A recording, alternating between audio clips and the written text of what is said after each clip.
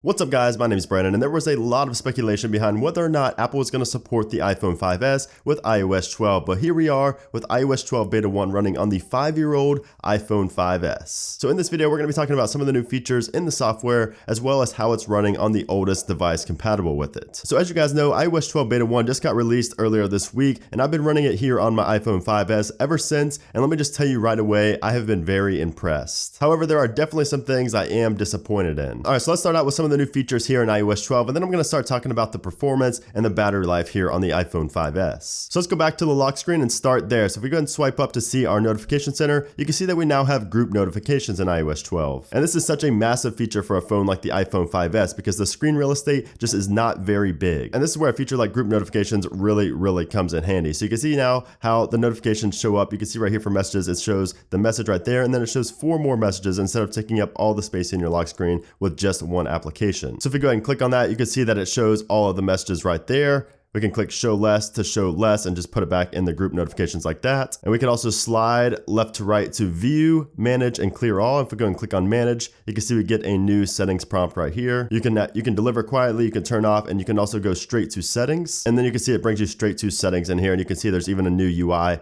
for the notification settings for applications. So once again, group notifications is a massive feature for a phone like the iPhone 5S with such a small screen. And if you go back to settings, you'll see that we have a new panel right here called screen time. And this is another massive feature, especially for a phone like the iPhone 5S. So screen time breaks down where you're spending most of your time on your device. So it breaks it down entertainment. You can see it shows a chart basically of how you're spending your time on your device. You can see it breaks it down really well. It shows pretty much everywhere. It breaks it down by category and then by specific applications. It shows when you pick up your device, what sends you the most notifications. You could go by today and the last 7 days as well. And you can see we have all these options right here. I covered this pretty extensively in my original video, so I'm not going to go in depth with this. But once again, this can help you realize how much time you're spending on your phone and which applications you're spending the most time in. And speaking of battery life, if we go to the battery settings inside of settings, you'll notice how we have a new UI here as well. We have a chart now which shows the usage time and also your battery level, which is really useful. So you can see here it shows the battery level when it went down, when it went up, when I was charging and things like that. We have the last 4 days and the last 24 hours. We have our usage time, and if we go and click on that, you can see it changes right there.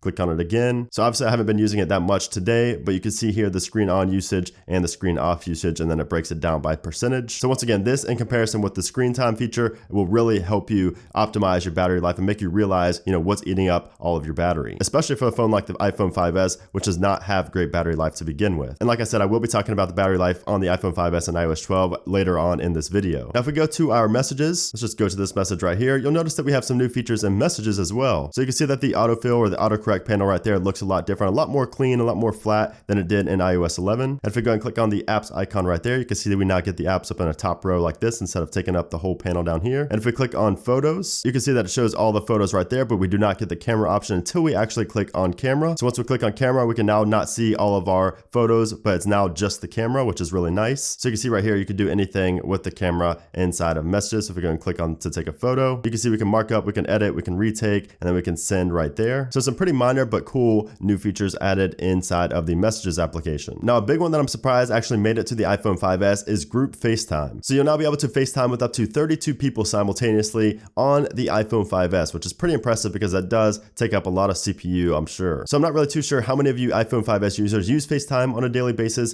but of course you can now do group FaceTime, which is pretty cool if you do use it. We now have a redesigned voice memos icon and application. If we go into here, you'll see it's a lot cleaner than it was in the past. You can see we basically just now have a list of our voice memos and then just a simple record button right there, and that's it. Really simple and clean. I really like the new look of the voice memos application. So if we go to settings, general software update, you'll notice how we have a new toggle right here for automatic updates. So with this, you can update to the next public version, or I'm assuming the next beta as well, if you toggle this on, which is pretty cool. Of course, if you are into jailbreaking, you definitely want to keep this off at all times. We also now have Siri Shortcuts, which is a really advanced power feature here in iOS 12 that I really like. So basically what you can do is tell Siri a custom command and it will perform a certain action that you choose. So you can see right here, Siri adds some suggestions for which you might want to add shortcuts for. So if I just go ahead and click the plus on Twitter on Coolstar right there. So you can see right here, if I wanted to open up Coolstar's Twitter page, I will record a custom command. So let me go ahead and do that. So you can see right there, it didn't really understand me, but I did say Coolstar. So if I go ahead and tap that and tap on done. And now you see I have a shortcut for Coolstar. So when I say Coolstar, it will open up his Twitter page right there, which is pretty neat. And you can do this with pretty much anything in iOS, which is really cool. And of course, there are a ton of other features and changes. I'm not going to cover them all in this video, but I did make a video, 2 videos actually, one for 55 hidden features and then another with the top 12 features in iOS 12. You'll definitely want to check those videos out. I'll have a link to both of those down in the description below, and also open the cards up in the top right of the video. So now the question a lot of you are probably waiting to hear about: how is the performance and the battery life on iOS 12 on the iPhone 5S? Well, let me just tell you that the performance is actually very impressive for a first beta. I compared the speed to a 5S running iOS 11.4, and it was actually on par with and sometimes faster than 11.4, and this is just the first beta, keep in mind. Performance is only going to improve with future beta, so that again is really impressive. You can see right here I'm opening up applications on iOS 12 versus iOS 11.4. iOS 12 is on the right hand side, and you can see that apps open up quicker on iOS 12 sometimes, quicker on iOS 11.4 sometimes, but the point is that it's pretty much on par with a public release of iOS, which is pretty impressive for a first beta. And Apple did also claim that the camera and the keyboards open up quicker. You can see that the keyboard definitely does pop up quicker on iOS 12 along with the camera as well. So there are different animations and things that are quicker on iOS 12, no doubt about it. And you can see I did also run a Geek Bench test, and you can see the results right there. Pretty good stuff, Apple. I'm really impressed with the performance so far in beta 1. So yes, the performance is good in iOS 12, but it's definitely not perfect, and you can definitely tell it's a beta still at some points in time. Sometimes I go to open up a random application, maybe like YouTube or Instagram, and it will give me a black screen and just crash back to the home screen. I'll click on it again, it'll go to a black screen and crash again, and then the third time it will actually open up. And I found this to be pretty random, and it just happens sporadically, but it's not a common occurrence, luckily.